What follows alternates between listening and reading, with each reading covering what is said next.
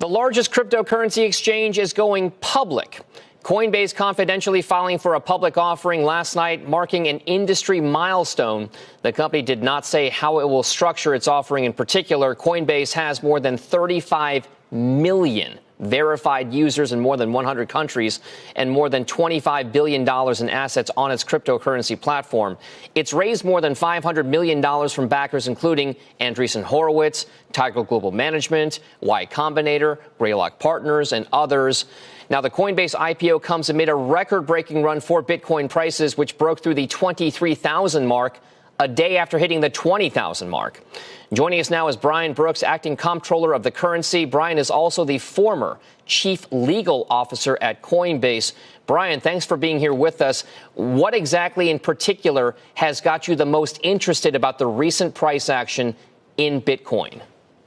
Well, let me tell you something, Dom. I can't speak to the specific price movement, but I'll tell you what I'm worried about is that all of this is happening in an environment where we're about to have a change of presidential administrations, and there's calls on Capitol Hill to dismantle some of the regulatory protections we put in place for this stuff. So you think about the fact that my agency has tried to make it safer for people to custody in national banks. We've talked about banks supporting some of these stablecoin projects.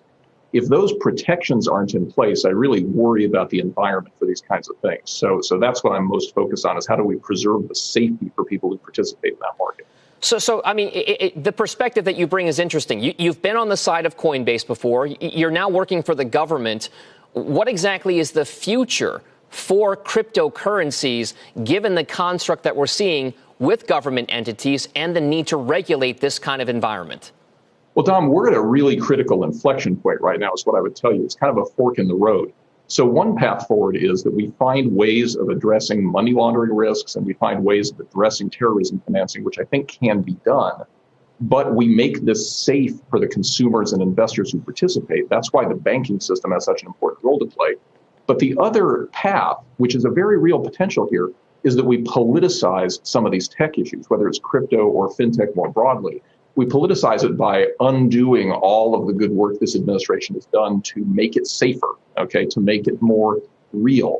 And if we do those things, as, for example, Chairwoman Maxine Waters' letter recently suggested, then I'm not sure if we have enough of a foundation to move forward here. So it's all about consolidating regulatory gains and consumer protections that we've tried to put in place here. That's got to stick around. So how exactly then do you make it safer for not just the investors, but the people who are trying to traffic or use Bitcoin to make transactions? I wonder whether or not the stuff that you're seeing right now with price action makes it that you have to put more of the kind of compliance impetus on the companies or more of the regulatory policing on the government.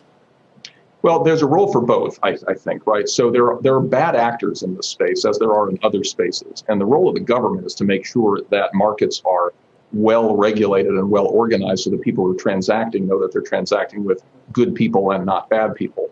Part of that means that, as in any financial market, there has to be tracing and no anonymity. But part of it also is that if you hold crypto or if you're in any other space like this, you need to know that you're not going to lose it. So that's why it's important to people that they be able to custody their assets in a bank, for example, the same as you might custody your stock certificates or any other assets that you own.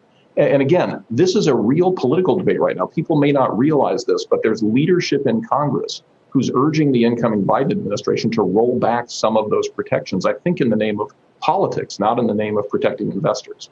So if that's the case, then, I mean, we're watching what's happening right now with Coinbase, trying to kind of come up with an IPO, and it's being scrutinized by all different regulators. You're in the office of the comptroller of the currency. That actually kind of implies that there is a banking angle to this whole thing. Is it fair to say that cryptocurrency is going to be considered like a banking type product in the coming years?